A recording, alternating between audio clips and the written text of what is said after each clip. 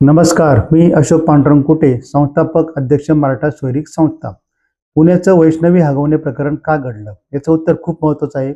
मुलींकडच्यांच्या पालकांच्या असणाऱ्या अवास्तव अपेक्षा हे खूप महत्त्वाचं याच्यावर उत्तर आहे.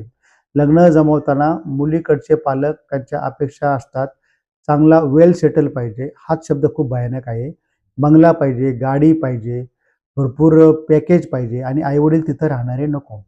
अशा आपण या अपेक्षामुळं जे काही असे श्रीमंत स्थळं मिळतात आणि शेवटी हुंडाबळी होऊन आत्महत्याची वेळ येते. अशी वेळ जर तुम्हाला नको असेल, तर आपल्या मूलभूत 5च अपेक्षा ठेवाव्यात आणि चांगलं कर्तबगार व इमानदार विश्वासू स्थळासोबत लग्न करावं. त्यामुळे आपल्यावर अशी वेळ येणार नाही.